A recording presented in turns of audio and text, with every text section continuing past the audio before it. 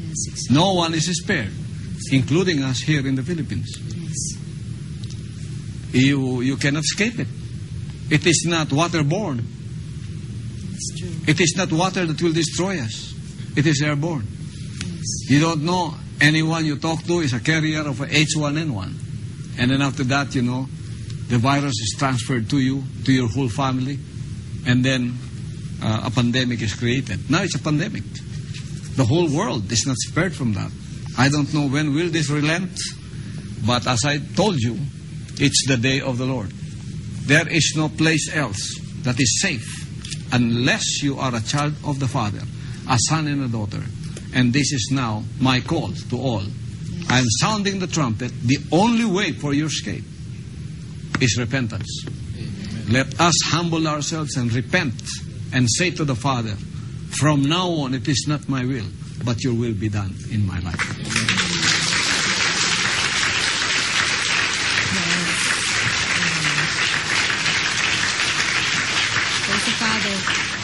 Pastor, going back still, because this is just your first appearance after your sabbatical and in your status, of course, when you were gone for quite some time and you didn't have live broadcast anymore, many stories came up and issues have been raised, and that because of your leave and your temporary absence, then how were you able to deal with them, Pastor? Because really stories came about. Well, as I've dealt with them in the past, like when I was in the United States, all of a sudden a story came out that I just died. That I was dead, And text messages were spread out that Pastor Apollo Kibuloy is dead. So when I received the message, I was laughing my heart out, because how can these people concoct those stories when they don't even know where I was?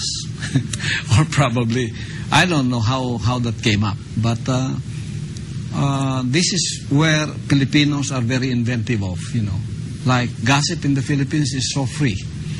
That anyone can gossip, and especially with our high-tech computer revolution, where a photo of an image can be sent in seconds. A text message can be sent in seconds, and then the text message can go around in seconds. You can put that in the YouTube, in the Facebook, in the Twitter, and it goes around the world in just seconds. And, that's why you don't believe anything you hear from other people. If you are really serious about your intelligence, you must have to weigh all things that you hear. So I just deal with them like that, So when I came back and I went into my Sounds of Worship live telecast, what did the tractors say? They said, "Oh, that's not him. That is his nephew. They just redid his face by cosmetics." That's not him. He's already dead. So they would invent some lies, and then try to cover it with another lie. So That's right. So I deal with those speculations like that. Anyway, you are free to speculate. You are free to think. Everyone is free to think.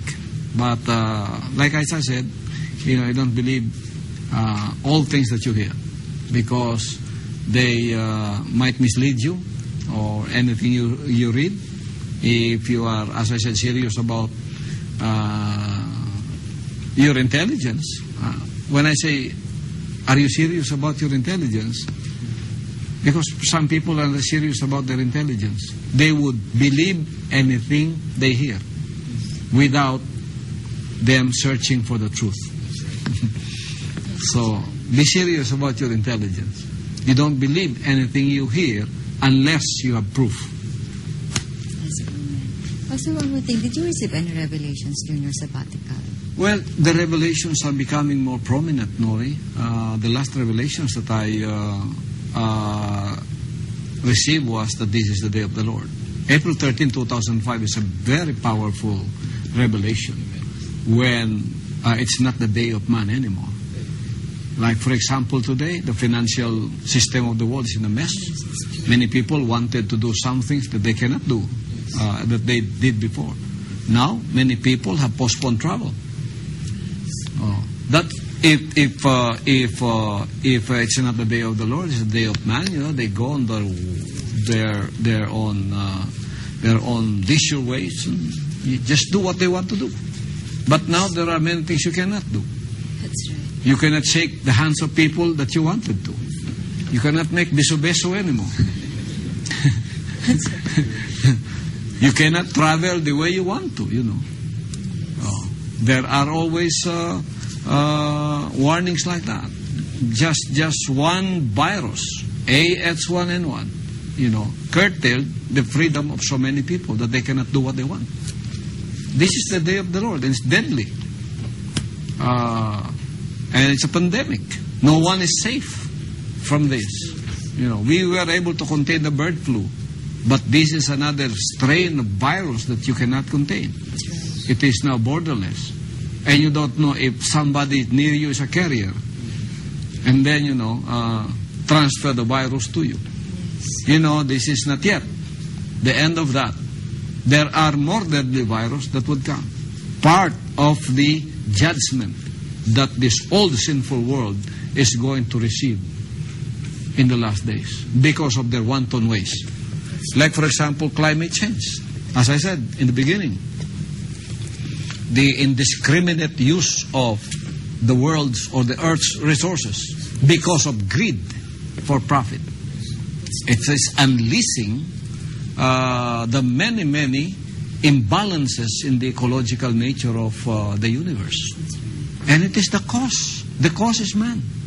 The cause is man. And the bottom line is greed for profit. They don't mind destroying the earth and putting it in an imbalance with regards to its ecology, thereby unleashing all of this to us. But as I said, the Father already sees the sinful nature of man, and this is what is causing it.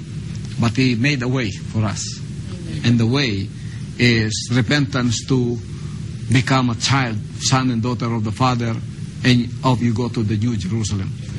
In the days of Sodom and Gomorrah, He made a way for them, a way of escape. Go to Mount Zoar. There is a specific place. In the days of Noah, go to the ark. There is a specific place. In the days of the Son of Man, there is a specific place that the Father has appointed. It is His own New Jerusalem.